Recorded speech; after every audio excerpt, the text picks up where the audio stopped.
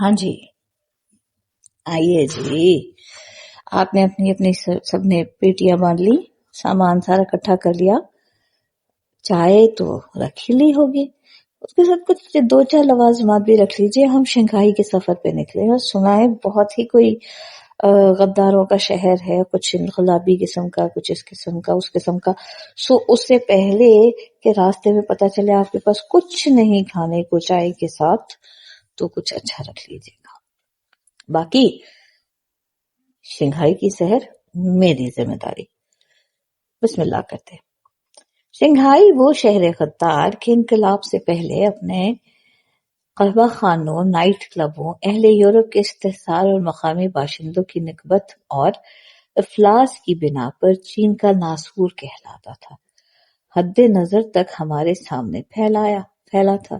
یہ ہمارے سفر کا دوسرا پڑاؤ تھا، یعنی آگے چلیں گے دم لے کر.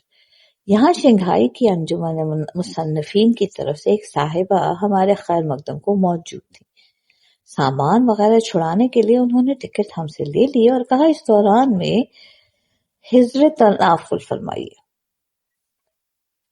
پہلی منزل کے اس شاندار اور دلکشا ریستوران میں یہ طے کرتے اور آپس میں بحث کرتے کہ چینی کھانے کی بسم اللہ کی جائے یا ولائتی کی فرمائش کریں.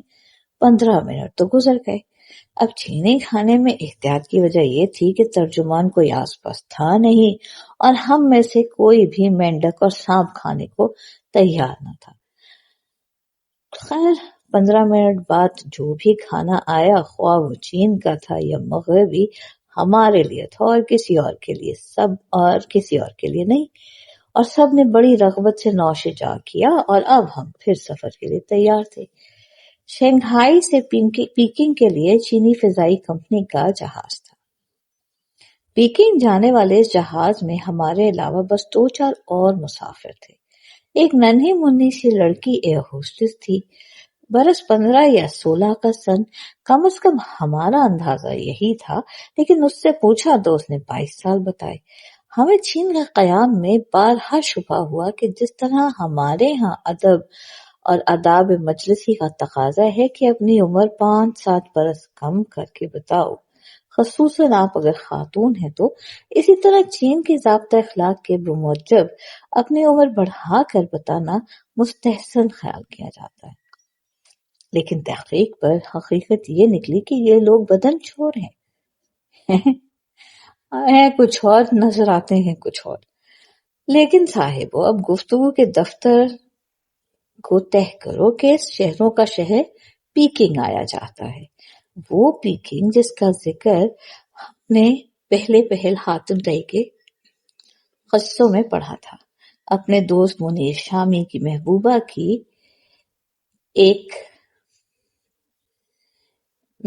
کے ایک سوال کا جواب تلاش کرنے کے لیے اس العزم کو یہاں بھی آنا پڑا تھا. مارکو پولو یہاں 12ویں صدی عیسوی میں آتا ہے اور قبلائی خان کے دربار میں سند و خلقت پاتا ہے. وطن واپس جا کر اس شہر کا احوال اس نے رقم کیا تو زمانہ وسطیٰ کے یورپ نے جو ابھی جہالت اور مذلت کی دلدل میں تھا، اسے دنیا کے سب سے بڑے جھوٹے کے لقب سے نوازا. ابن بطوطہ اس کے کوئی آدھی صدی بعد آتا ہے اور اب آئی ہماری باری. لیکن ہم تو کراچی سے صبح چلے اور ہنستے کھیلتے، چائے پیتے، لنچ کھاتے، حفاظتی بند کھولتے باندھتے شام کو پیکنگ میں جا اترے. مارکو پولو کو اس مسافت میں کئی برس لگے اور پھر اس عرصے میں نہ اس کو پیچھے والوں کی خبر تھی نہ پیچھے والوں کو اس کی، بلکہ قبلائی خان نے خطا کی. ایک شہزادی کو دلہن بنا کر ایران کے ایک شہزادے کے لیے مارکو پولو کی میت میں بھیجا تو منزل پر پہنچنے پر پتہ چلا کہ شہزادہ نامدار تو کب کے کوچ کر چکے. یہ تو مدت ہوئی. خیر سفر ان لوگوں کا حق تھا.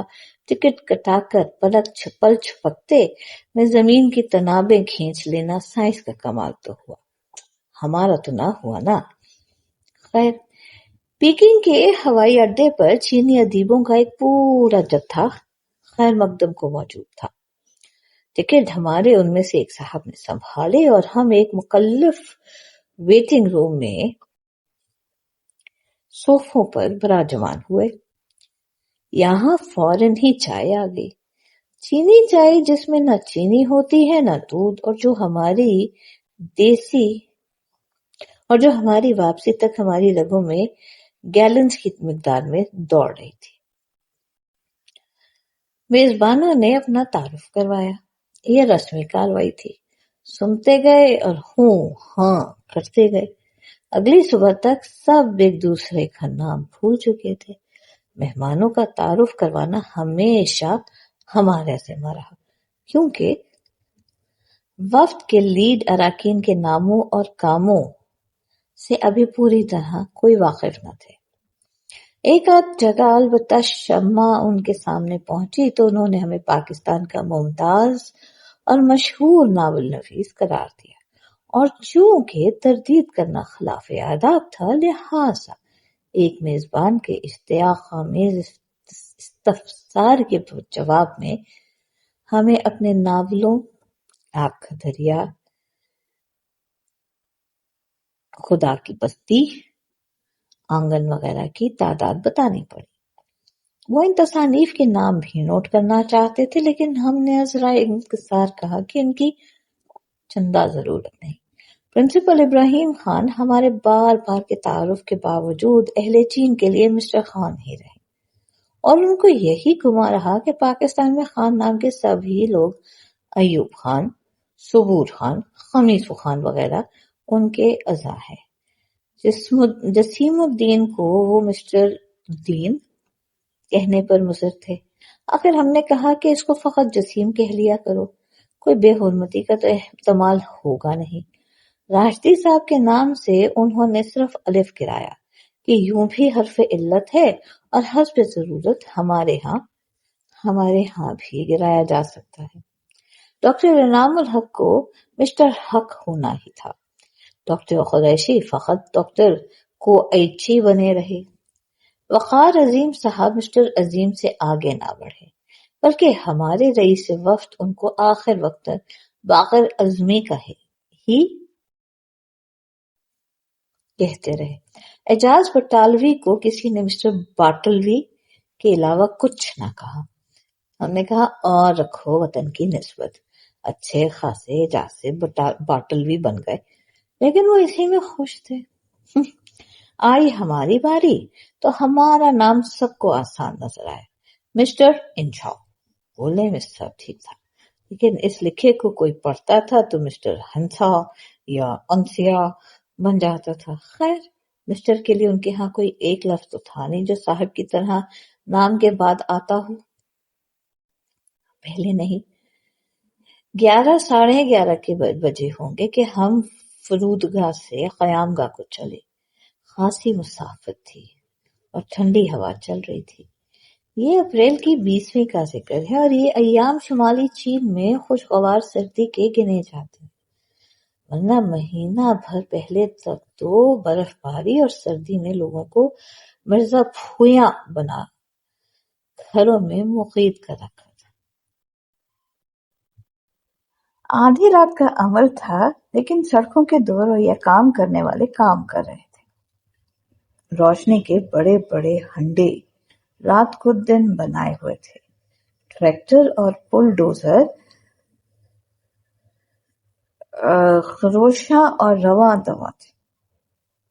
مولوی محمد حسین آزاد کی نظم رات کا سما یاد آئی، جس میں شب کا سرور چوک تک کو سب کے فرائض منصبی سے غافل کر کے سلا دیتا ہے، اور یہاں شاہ تک بیدار تھے اور ملک کی دولت بیدار میں اضافے کی دھن میں پلک تک نہ جھپکا رہے تھے۔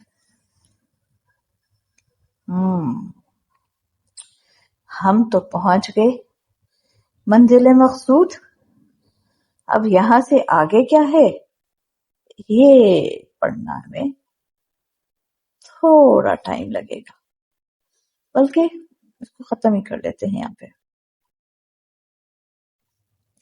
لیکن ہم تو دیار دور کے مہمان تھے، और नींद में हमें बहुत प्यारी थी। आह, कितने ही कूचे और राहें तय करते हम एक अजीम शान इमारत की दहलीज पर थे। चीनी में क्या नाम है ये तो हमें कभी याद ना रहा, लेकिन दायमी अमन की शाहरा पर यह होटल या क़यामगाह कौमी अक़लियतों का हॉस्टल कहलाती है। अव्वल दर्जे का होटल, कमरे पहले से मुकर्रर थे। कपड़े बदलने के बाद हम ये भी ना तय कर पाए कि आज कौन सा ख्वाब देखा जाए कि निंदिया देवी ने हमारी आंखें मूंद ली। हाँ जी, हम तो चल पड़े, पहुंच गए चीन। अब अगली किस्त में क्या है ये अगली किस्त में पता चलेगा। जुड़े रहिए हमारा विरसा से।